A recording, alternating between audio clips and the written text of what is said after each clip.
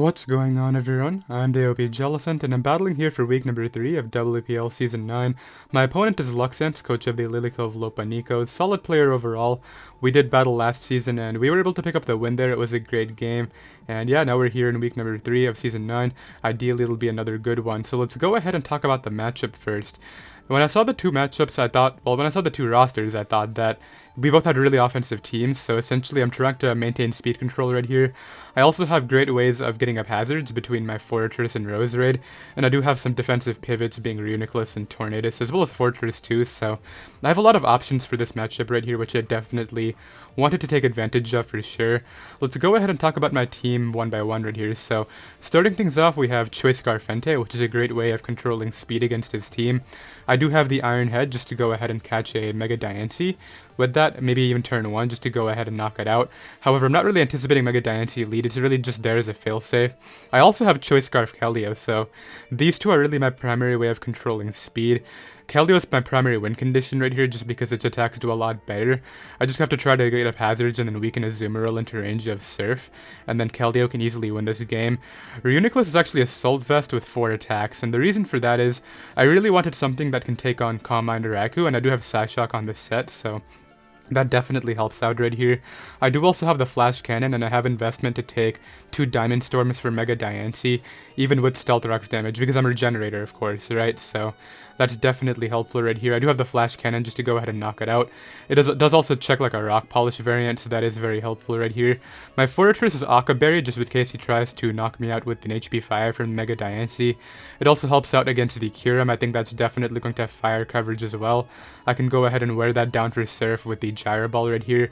And it is my Stealth Rocks user, of course. I have spikes on the Roserade, which I'll talk about later. My Tornadus right here is actually just a defogging variant with Iron Tail and Hurricane, and then U-turn. It just gives me good momentum. And then finally we have Roserade, which is a Yachi Berry set with Sludge Bomb, Spikes, and Giga Drain, because I wanted to be able to take on the Azumarill reliably. Sorry about that. And essentially what I can do is go ahead and sponge any sort of Ice Punch and just be able to knock it out with Sludge Bomb, which is absolutely great for me. It's also another great way of just weakening the Kyurem for my Keldeo as water type attacks, so that is for sure helpful right here. And let's go ahead and see what went down. I'm going to go ahead and lead right with my Tornadus, because I did pack the Iron Tail. I wanted to go ahead and catch the Mega Diancie, possibly turn 1. I figured that Choice Scarf Iron Head was super obvious, and you might have Protect a Scout for that, and I don't want to be locked into a move, but unfortunately, he decided to lead off right with his Raikou here, so I'm immediately just going to hard switch into my Reuniclus in case he is a Choice Scarf set, as he's going to go ahead and click the Volt switch right here, which is fine. He's going to be bringing out his Azumarill, so I'm going to bring out my Fortress, and that damage right there tells me that he is not a Choice Band set, and he also doesn't have that much attack investment, so I'm thinking this Azumarill is going to be more of like an Assault Vest set with a lot of Fizz Def to sponge hits from both my Keldeo and my Entei. That's just essentially my initial thought when I saw that damage right here, so this is a great opportunity for me to just get up my hazards since the Diancie is not Mega Evolved yet, so I can just get up my Stealth Rocks right here. Even with this critical hit, I can sponge that hit and get a Volt Switch out of here, which is great because I can simply bring in my Entei right here. I know Palossand's going to be his response, but I just want to see how Fizz-Def he is. So I'm going to go ahead and hit him right here with the Flare Blitz. I don't really mind the recoil. I do get a little bit lucky and get a burn right here on Flare Blitz. It's 10%, I believe. It's not Sacred Fire like 50%, so that's great, as what I can do is bring in my Roserade. On the turn, he's either going to go for Rocks or Recovery, and the Diancie is still not Mega Evolved, so I can go ahead and throw up a Spike right here, and the game plan is getting set into motion right here. I definitely want to get up all these hazards and make sure that my Keldeo is getting set up right here. So here, I'm going to attempt a Volt Switch because I can just go out into Reuniclus to take the Future Sight. This next turn, it may look like I'm just being dumb, but it was actually a misclick. My mouse is going for the Gyro Ball button, however it slipped last second, and unfortunately my opponent had already chosen their move, so I'm going to end up misclicking into my Roserade right here and saving a 1% Fortress, and as you all know, that Future Sight went up a couple turns ago. That's going to be bopping me right here, so that's a really big setback. This was my biggest check to the Azumarill this game.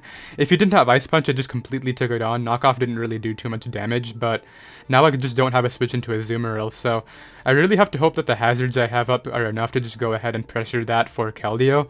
But man, the fact that I have a 1% Fortress and not a full health Roserade right now is really lame, so what I have to do right here is bring in my Keldeo. I can just safely click a water type attack, which is what I believe I do right here. I'm just going to go ahead and hit him with the Surf, and that confirms he is actually an Assault Vest variant, at least I believe. So here I have to sack off my Fortress, and Yeah, this really sucks. I should have a Roserade right here. My Fortress should have been dead. I would have totally gone into Roserade that turn, and even if he doubled into Raikou, I would have had the Spidef just to take it on, but now what I have to do right here is simply bring out my Reuniclus, I believe, because it's my best check, and I have to just go for Psyshock, hoping that it can do some damage. He's once again going to go for the Volt Switch, but because of my Assault Vest, I can take that on. He actually brings out the Diancie here, which I didn't really pivot to Moonblast after Reuniclus was weakened, so I found this interesting. He's going to get a bit of damage off here with the Diamond Storm, as I can just knock him out with the Flash Cannon here, which is great for me. Not trying to risk any rolls, although I'm pretty sure once he Mega Evolved, it wasn't a roll at all. I'm going to bring out my Tornadus here, just to ideally get some Rocky Helmet chip on this Jirachi. I don't think I ever mentioned that I had Rocky Helmet. He's going to go ahead and bring out his Raikou right here, which at this point, the Raikou and everything else is in range. It's literally just the Azumarill. I'm also pretty sure I need damage on Kyurem, but that shouldn't be very difficult, because he's going to go out into the Jirachi right here, which I know for a fact I can take on Jirachi, but I want to get more Rocky Helmet chip on it and get my Regenerator health back first, so he's going to set up another Future Sight as the Raikou is going to come in right here and take more hazards, which is great right here. I just go for the taunt to prevent the Jirachi from doing anything like Wish or Thunder Wave, but what I can do here is bring in my Reuniclus. I will be able to take the 2 Thunderbolts, but unfortunately due to the Future Sight, that is no longer a possibility, so my Reuniclus will be going down right here, but it is still a possibility that we can win. Like, I just need a bit of damage on the Azu. He's going to go ahead and switch in the Palossand right here. This Palossand is really annoying throughout the course of this game, because even if I Flare Blitzed right there, I wasn't going to be able to 2-hit KO it, and he can just shore up. So I have to once again bring in my Tornadus right here, just to ideally get some chip damage on it, wear it down with like taunt plus attacks. So what I'm going to do right here is, I believe, just go right for the Hurricane. And he actually ends up going right into his Kyurem. Actually, I have Air Slash, my bad. And because he went out into Kyurem, that's now in range of my Keldio's attacks. I actually thought Iron Tail would kill, but it just didn't. He crits a Draco here, which I don't know if that mattered or not. He was probably like Specs or something. No, he was leftovers, we just saw that. So maybe I would have lived, but I would have had to, you know, Air Slash the next turn. I don't know how much it would have mattered, but he's going to go ahead and sack off the Jirachi right here.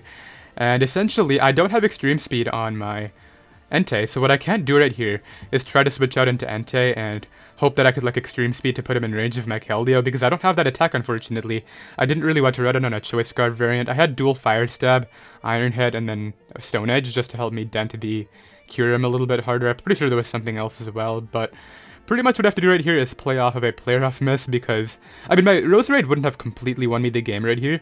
It definitely would have put me in a better spot, because I could have constantly used it to pressure this thing, make sure it took more hazards damage to it throughout the course of the game, but essentially I need to miss play off right here, and I just have to go for the Secret Sword. I am Choice Scarf, of course, and before you know it, the game does reward me right here, so I'm going to be able to win this game pretty much with Choice Scarf Keldeo. That's the beauty of hazards, right? It just puts everything in range of your attack, so he's going to go Raikou here, which I'm pretty sure we already confirmed isn't a Choice Scarf set, so I can just go ahead and pick that off as well.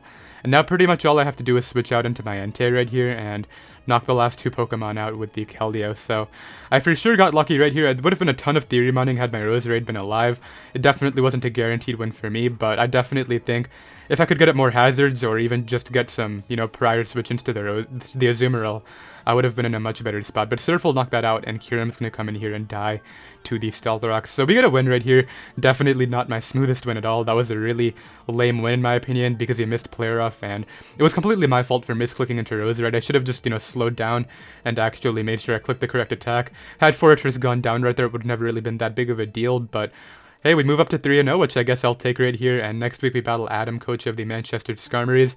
I don't know his battle availability because he's on vacation, so I may have to battle somebody else. I may just claim the forfeit win and have somebody else sub in. I'll let you guys know the circumstances of that, but yeah, I'll see you guys then. Later.